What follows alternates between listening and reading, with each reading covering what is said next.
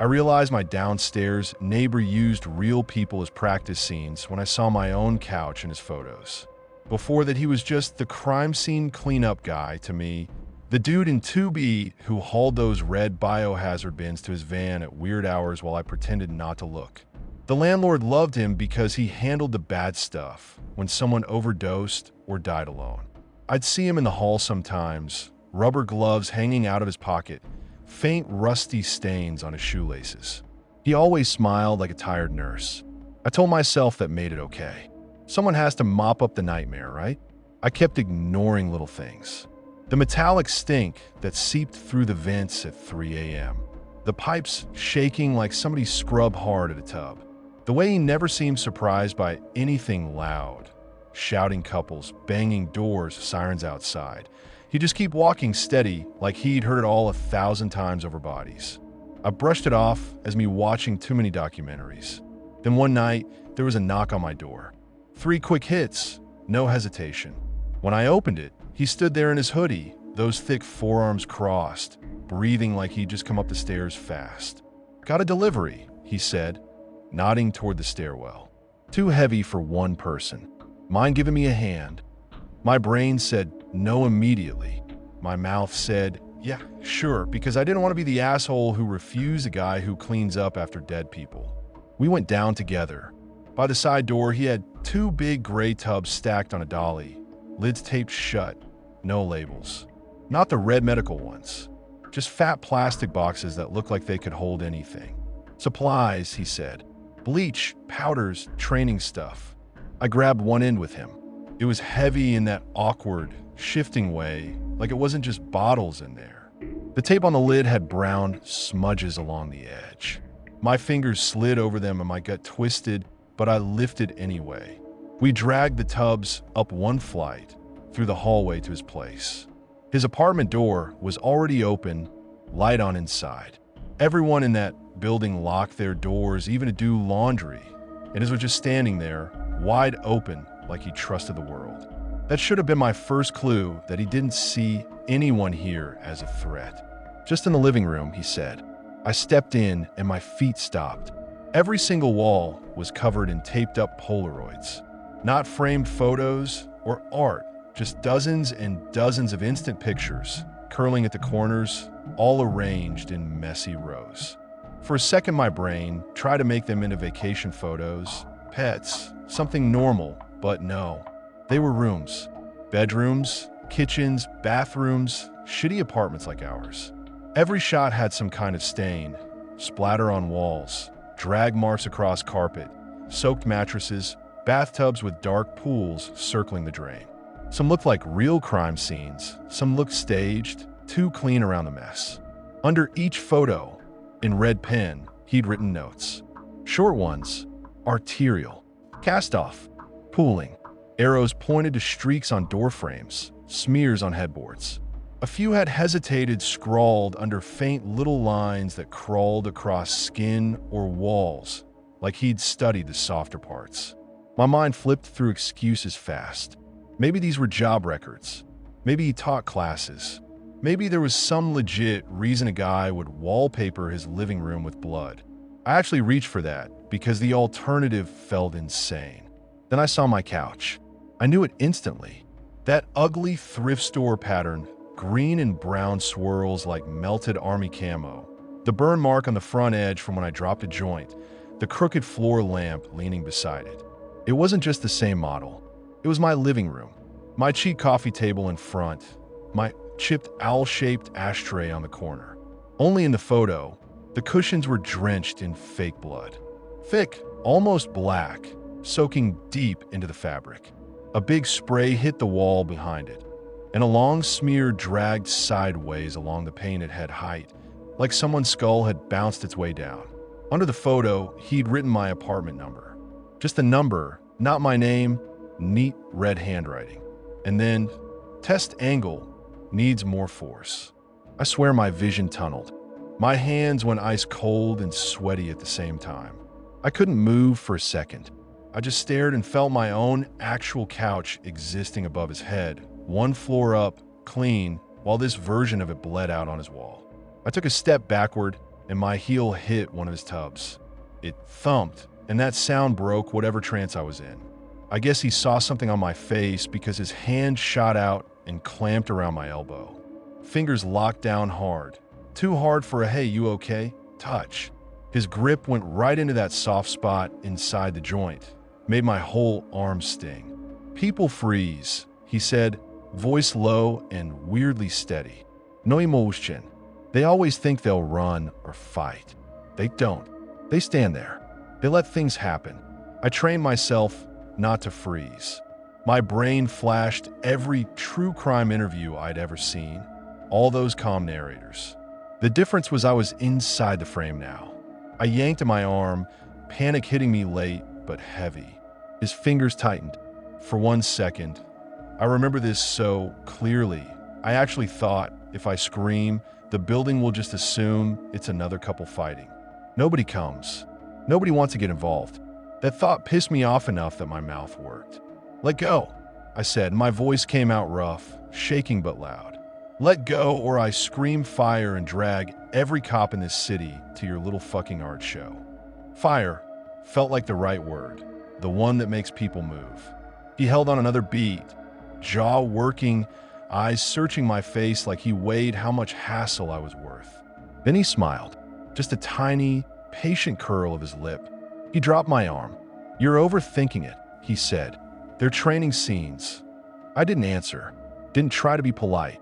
I backed out of that apartment without turning around, kept my eyes on the walls and those pictures until the hallway swallowed me. The second I crossed the threshold, I turned and practically ran up the stairs, heart banging so hard it hurt. I locked my door, slid the chain, shoved a chair under the knob because suddenly the deadbolt didn't feel like enough. I sat on that same fucking couch, my couch, not the one on his wall, and stared at my door all night while a bruise bloomed in fingerprint shapes around my elbow. I argued with myself for hours about calling the cops. What do I even say? "Hi, my neighbor has weird photos," and squeezed my arm. He works with them. They hire him, trust him with scenes they can't stand to look at. Would they believe me or laugh it off as some edgy work hobby? And what if someone did show up, ask questions, then left with nothing? Then he'd know I talked. I hated myself for thinking like that, but fear isn't rational, it's just loud. The next morning I skipped work and started packing. I didn't plan, I just grabbed trash bags and boxes and tore my life off the walls. Every scrape of furniture across the floor made me flinch. I kept expecting a knock below, the sound of him coming up, asking what I was doing. He never came. That almost felt worse. I signed a lease on a shitty studio across town that afternoon, dumped my savings on first, last, and deposit. "Fast move in," I told the manager. Long story. I didn't say my downstairs neighbor rehearses murders. On the third day, I carry the last box down. No friends, no movers, just me and my heartbeat in my ears. At the bottom of the stairs, he stepped out of the laundry room. Like he timed it. Gloves off, hands clean, face blank. His gaze flicked from the box to my eyes. "Didn't know you were leaving," he said. I just shrugged. "Got a better place?" I lied. My voice sounded thin. He stared a second too long, then nodded. "People cycle through," he said. "Doors change. Walls stay." That line crawled under my skin. I pushed past him and didn't look back until I was in my car with the doors locked. Even now, new city, new building, I still check the walls when I visit someone's place. I still look twice at anyone wheeling bins at night. I never reported him. I live with that. I read local news from my old town sometimes, scroll past headlines about suspicious circumstances and no criminal intent suspected, and wonder if any of those rooms are on his walls now, with fresh red notes underneath. If your neighbor treats your space like a rehearsal for work, that's not quirky. Biohazard guy, if you ever turn those tests into the real thing, I hope it's not on anyone I know. Let's not meet.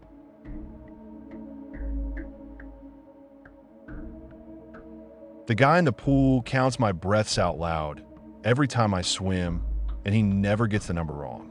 I'm not exaggerating. I wish I was. This started like any other weekday habit I built to keep my head from blowing apart. I hit the rec center before work, same lane, same shitty goggles that fog up by lap 2, same locker that smells like wet dog. The pool always looks the same at that hour. Harsh lights, pale tiles, a couple of retirees doing slow breaststroke, one high school kid pretending to train for the Olympics. First morning I saw him, he just floated in the deep end, elbows hooked over the gutter, chest barely moving. No cap, no goggles, skin kind of waterlogged like he'd been in their way before I arrived. He didn't swim. He just watched everyone, turning his head slow, like he followed each person down their lane and back. I clocked him, felt that little prickle you get when someone stares too long, but I told myself not to be weird. Public pool, public eyes. On my third lap, I heard him. Low voice, steady, just under the slap of water and the echo of my kicking. 7, it synced up with my strokes, and I thought, okay, he's doing some kind of mental workout, counting sets, whatever. People mumble weird shit to themselves all the time in gyms. I pushed off again, finished the set, forgot about it. Next day, he was there again. Same spot, same posture, like he hadn't moved all night. I slid into my usual lane, try not to look, but I felt his attention slide over as soon as I adjusted my goggles. I told myself I was paranoid and started my warm-up anyway. This time I focused. Every time I turned my face to breathe, his voice cut in, right on the inhale. 1, 2, 3, perfect rhythm. I picked up the pace just to break it. He didn't miss. I changed my breathing pattern. Every 3 strokes instead of every 2. He switched right with me. No pause, no reset. Just smooth, relentless counting like he wasn't looking at the clock or my arms or anything. Just me. Halfway down the lane, my chest got tight in that way that isn't from exertion, it's from pure nerves. I stopped at the wall, pretended to adjust my goggles again, and glanced over. He stared dead at me, calm, mouth shut, like he hadn't said a word. I told myself the acoustics were messing with me. Echoes bounce weird in there. Maybe someone else counted, some coach with a kid. I told myself a lot of shit. I decided to prove I was overreacting. Next lap, I mixed up everything. I sprinted for half, then drifted, then did this ugly side stroke I hadn't used since I was 10. I skipped breaths on purpose until my lungs screamed. Underwater, I counted in my own head, 1 Mississippi, 2 Mississippi, and listened. He still hit the count. 33, skip. 35, he said, voice just above a whisper, but somehow always inside my ear at the exact second I dragged in air. When I forced myself not to breathe at 34, he said, skip, instead like it was nothing, and then he landed on 35 when I broke the surface and sucked in water and air together. I choked so hard I grabbed the lane line and hacked up half the pool. Lifeguard blew her whistle once in that lazy "you good?" way, but didn't move. The guy just watched, mouth tilted up like he found it mildly entertaining. That's when it crawled under my skin for real. This wasn't some guy guessing my rhythm. You don't nail that by chance. You don't call out the breath I don't take. It felt like he had a hand on my lungs, closing and opening them. I tried to shake it off. I finished the workout, forced myself to act normal in the locker room, drove to work with wet hair, soaking my hoodie. But the numbers stuck. I heard them faint under the office AC, under my coworker's chatter, under the tap at the sink. I kept replaying the skip in my head like he reached inside and tapped on my diaphragm. That night, I told myself I just needed sleep. Instead, I lay in bed, counting each breath like a freak until 3 in the morning. I kept thinking if I hit a wrong number, something would happen. I felt stupid even thinking it, but my body didn't care. My chest kept itching like I never quite got enough air. I almost didn't go back the next morning, but routine is a stubborn bitch. I pulled into the parking lot on autopilot, convinced he'd be gone. Of course he wasn't. There he was, deep end, elbows on the wall, water lapping at his armpits. Same spot, same aimless gaze that never looked aimless when it passed over me. I told myself to ignore him. I slid into the lane, stared hard at the floor tiles, and started freestyle. First lap, I refused to listen. Second lap, my brain did that thing where it tunes out everything but what you're trying not to hear. 5, 6, 7, my stroke faltered. I kicked harder like I could outrun a sound. He sped up, kept exactly one number ahead of the panic building in my ribcage. I tried to hold my breath longer, pushed past the burn, waited for him to slip. He didn't. The numbers folded around my head like the water did. 19, 20, 21, no echo, no reverb. It sounded like he whispered right into my ear each time I rolled to breathe. I swear I felt his breath on my cheek once. I snapped. I reached the wall, ripped my goggles off so hard the strap smacked my face, and I spat out, "Can you shut the fuck up?" My voice came out raw, louder than I meant, bouncing off tile and water. A couple people turned. The lifeguard glanced overboard. The guy smiled, not like an apology, more like I confirmed something for him. Up close, his eyes looked paler than I expected, like the color washed out. He tilted his head and said, calm as if we talked about lane sharing, "You hold too long on the third. That's how people sink." That line cracked something in me. He didn't say drown. He said sink, like I was a stone. I asked him what his problem was, why he kept counting my breaths. My voice shook, which pissed me off even more. He didn't answer, just slid backward off the wall, floated on his back, and drifted toward the center where the water goes dark. Mouth shut, no more numbers. Like he clocked out. I went straight to the front desk, still half dripping, hair freezing against my neck. I told the lifeguards this guy was harassing me, messing with me while I swam. I expected at least a fake concern. They shrugged. One of them said he's harmless, just odd. He comes every day. Just ignore him. Another one tossed in, if he bothers you, change lanes. Like it was my job to move, not theirs to do anything.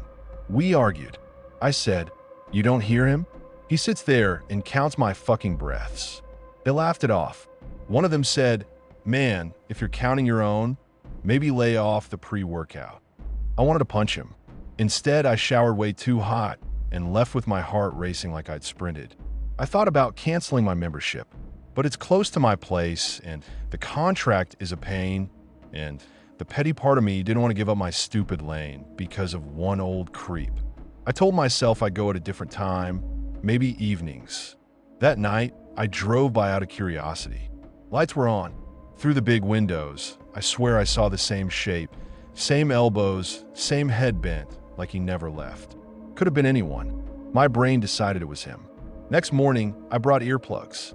Big neon things that promised max noise isolation on the box. I jammed them in so hard my ears hurt. I slid into the water, heart already hammering. I told myself I'd keep my eyes down, stick to a rigid rhythm, control what I could control. First lap felt okay. Muffled world, just my bubbles and the distant thump of feet on deck. Second lap, my chest tightened again, but from effort this time. I pushed off the wall for the third, went deeper than usual, tried to enjoy the weightless glide. That's when I felt it, that familiar burn that says, breathe now, idiot. I gave myself one more stroke, then another, just to prove he didn't own me. My lungs clawed at my throat. I came up late, gasping, and even through the earplugs I heard it, clear as if nothing blocked my ears, right behind my head, mouth almost at my shoulder, 28. My fingers slipped on the tile. I almost didn't get a grip. For a second, the water grabbed me and tugged, and I pictured myself just not kicking, letting that heavy ache in my chest pull me down. The number hung in my head like a weight. 28. It felt wrong, important, like some limit I shouldn't cross, but already had. I whipped around in the water. The deep end looked the same. People swam, lifeguards scrolled her phone. Old man floated with his back to me, elbows on the wall. He didn't look my way. His lips didn't move, but I felt them listening. I finished the set because I'm stubborn or stupid. Every breath felt watched. Every time my face broke the surface, I braced for the next number. Sometimes it came muffled but precise inside the rubber plugs. Sometimes it didn't, which felt worse. The absence sat in my ribs like a held breath that never released. I don't know how long I can keep going there. I tell myself it's just sound traveling weird, just my anxiety, just stress. But that doesn't explain how he adjusts when I change rhythm, or how he called out the skipped one, or how he knew the exact breath where my vision started to tunnel. It doesn't explain why I now find myself counting at red lights, in elevators, in bed, always terrified I'll land on the wrong number. Now I wear earplugs, but sometimes when I push off the wall and that burn hits my chest, I swear I still hear him right behind me, whispering the number I really don't want to reach.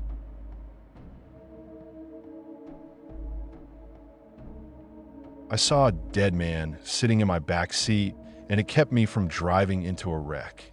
After a late shift, I walked across the hospital lot, half asleep, keys already in hand. My car sat under a busted light, usual spot, the only one that seems to hate working as much as I do. I hit unlock.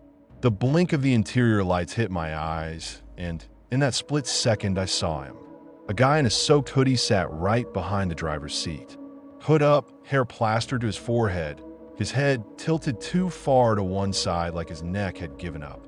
I stopped so hard my legs actually locked. No scream, no big reaction, just everything in me slamming the brakes. I felt my jaw clench until my teeth hurt. I blinked hard, like I could reboot my brain. The lights steadied. Back seat empty. Just my work bag and a couple of empty coffee cups. No wet marks, no footprints, no nothing. My rational brain jumped in fast. You're tired. You're fucking hallucinating. You've been on your feet 12 hours with one sandwich and 3 bad coffees. You just watched 2 people die. You're fried. My hand still shook when I reached for the handle. My stomach twisted, actual physical warning, like when you smell something rotten. I told myself out loud, "You're fine, get in the car." My voice sounded thin and wrong in the cold air. I unlocked it again, leaned in, and smacked the back seat with my hand like some kind of idiot. Just fabric, empty space. But I kept seeing that body there, soaked hoodie, crooked neck, not moving, not talking, just existing where no one should be. I sat down in the driver's seat and pulled the door halfway shut. Didn't turn the key. I just stared at my hands on the wheel. This thought dropped into my head, clean and simple. If you drive home, you die.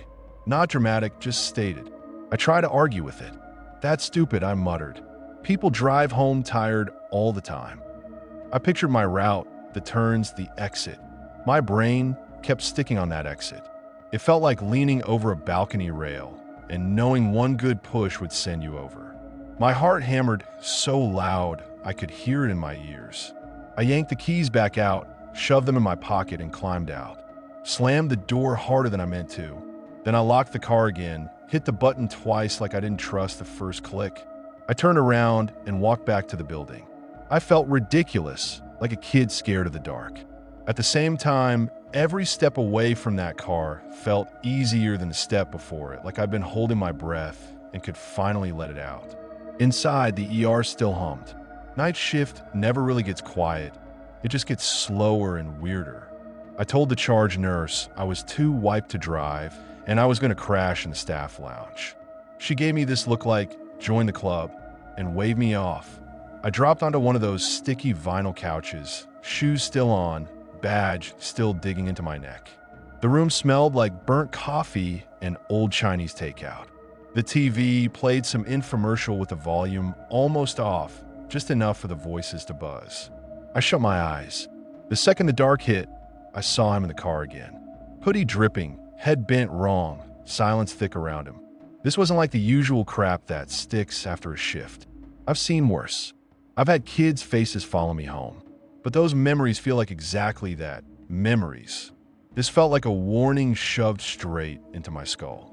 I kept asking myself which version scared me more, that I'd seen a ghost, or that I'd hallucinated a full-grown man in my back seat and believed him. Either way, something in my head wasn't right.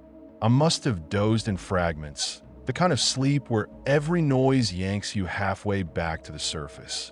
At some point, my pager buzzed, then someone poked their head in the door and said, "We've got a big MVC rolling in. They might need extra hands." My body reacted before my brain did. I got up and followed. That's just how it works. You move, even if you're off, even if you swore you were done for the night. The paramedics hit the doors talking fast. Multi-car pileup, high speed, one critical, one deceased at the scene. I grabbed gloves and a chart. Habit took over. We focused on the living one first. He came in bleeding, barely conscious, covered in glass and rainwater. I helped cut his clothes off, called out vitals, held pressure on a wound that wouldn't stop leaking. That kind of work pushes everything else out of your head. You shrink down to numbers, steps, orders.